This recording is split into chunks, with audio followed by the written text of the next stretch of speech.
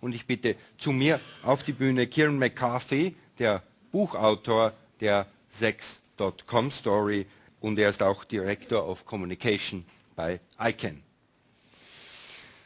Welcome to Domainpulse. Hello, and welcome to the light-hearted bit about Domainpulse. This morning we were worrying about the abuse of domain names, and now we're worrying about whether they're all addicted. This is just to cheer you all up, a story of one of the most interesting stories with regard to the internet, which was sex.com and its theft and its fight over the internet over the years, which is still going on now. There's a lot of lessons and aspects and threads with sex.com in the sense that it was registered when domains were free. It went through a legal battle in which they tried to figure out what domain names were in the US law courts. It was an unusual fight, and it was a very tech-savvy person, and then just a pure businessman. And then it was unusual because there was a lot of money surrounding it, obviously because it was sex.com, and because it was sex.com, so there was a lot of press interest and a lot of prurient interest because it was about pornography. So there's a lot of threads, but fortunately Richard asked me to sort of pin it down, and I'll talk about how domains have been used to make money from the early days. Just very briefly about the sex industry. It's worth $70 billion. Most of that, at least 12 billion, it's hard to get figures on this sort of thing, is made in the US, and the internet is expanding the markets because it's the internet. We have video and you have websites, and it's getting to more people because browser allows top-shelf magazines to be by yourself when you're at home. Videos, before you'd have to go to a sex store, now you can download them, etc., etc. So it's opening up to it's a huge market, and it's a bit of a dirty secret. You will all have searched for sex at some point in a browser. You won't admit it, but you will have done it.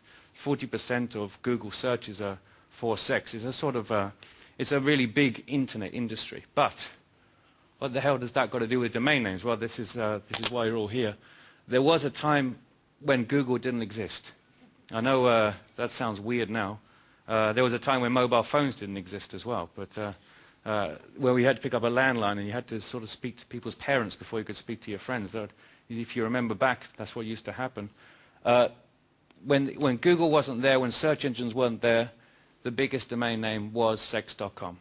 For the simple reason people had to type into the browser. You'll remember this if you go back. You had to type. Well, what am I looking for? I'm looking for a book. So you try books.com. Obviously, sex.com, there was millions and millions of people typed in sex.com and hit return, and they ended up at this site. It was registered on the 9th of May 2004 by a guy called Gary Kremen, who's an absolute quintessential American geek. He was a computer scientist. He's difficult socially. He doesn't like being in big groups, but he's also a sort of a genius, and he saw where the internet was going. And he registered for free by sending a letter to NSI and saying, I would like sex.com. He also got autos.com and other .coms, and they gave it to him for free. And he didn't use it because he didn't think that, being a geek, he didn't think that he didn't know what to do with it.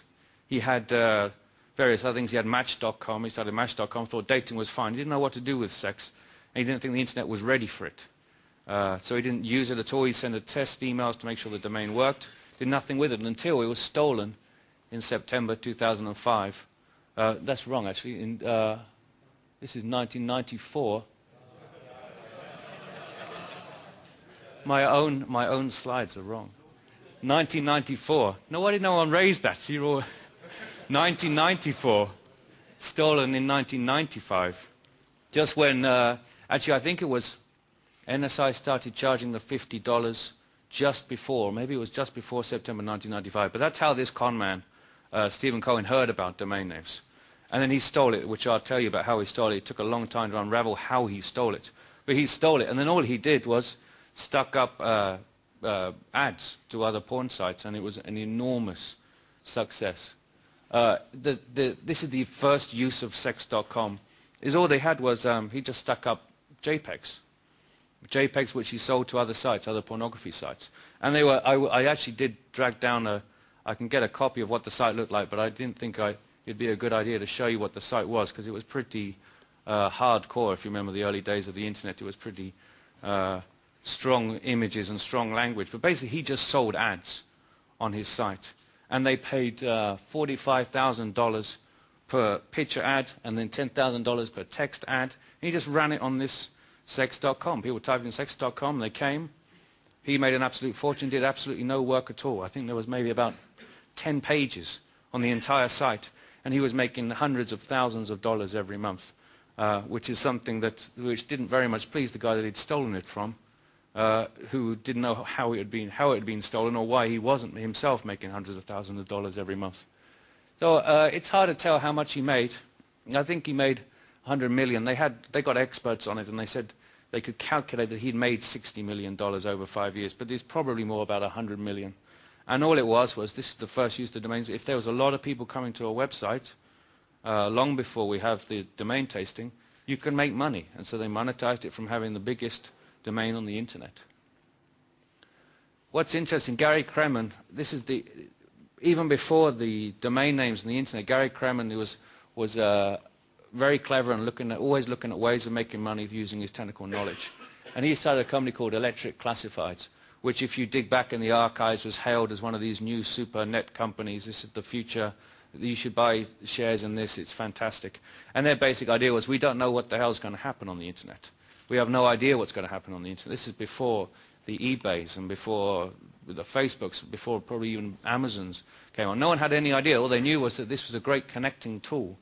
And so his idea was, well, we'll just sell classified ads. So people will say, well, we'll let everyone else say, this is what I'm trying to do over the internet, and just sell ads so that they can pay them, saying this is what I'm trying to do, which is a very smart idea. He also started Match.com, and the reason why I put that there is because that's one area where people were talking about IP addresses, and they don't think the DNS will be used very much anymore, and it would just be IP addresses. I just don't think that's true. This is branding. Match.com is by far and away the biggest dating site that there is on the internet, and a big chunk of that is because they've got this brand, Match.com. Lots of other people spend millions of dollars trying to get to the same position. They even have better systems. But still, it's Match.com. So that's just a reference there. He started Match.com, and he got into a big fight. He got $1.3 million in VC money, and he was taken off as CEO from Electric Classifieds. And then they brought in this old guy who was a newspaper editor, and he thought, classified ads, we should go the way the newspapers go. And he was saying, no, you should go the way that eBay goes. These newspapers should be our enemy. And they had a huge fight. And he lost all the domains. He lost Match.com, Jobs.com, Autos.com. And the only one he was left with, oddly enough, was Sex.com. So once his entire industry had been trying to build up went down, and Electric Classifieds died soon afterwards, he was left with Sex.com. And that's when he realized that he didn't own it. And he was trying to figure out why on earth he didn't own this thing that was clearly making hundreds of thousands of dollars every month. So he thought he'd find out.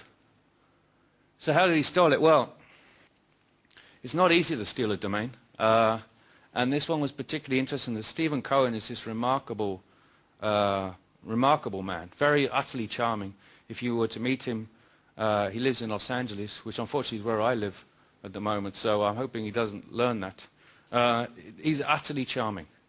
And utterly ruthless. And he's basically spent his whole life ripping people off in a very clever, charming, ruthless way. Many of the people I spoke to that he'd conned would sort of say, oh, well, yes, he ripped me off, but he's such a nice guy. Which is bizarre, but he does it. And when you speak to him, even when, and I know this, and it's very hard for me to talk about this because I know this in such stupid depth that I have to think on several levels higher. And even when I know so much detail about this, I'd have a phone conversation with him, and after the phone conversation, I'd be half persuaded that what I knew was right was wrong. He's just one of these extraordinary characters. He's conned a man out of his own house. I don't know how he did that. He got him to sign away the deeds to his own house because it was a useful location.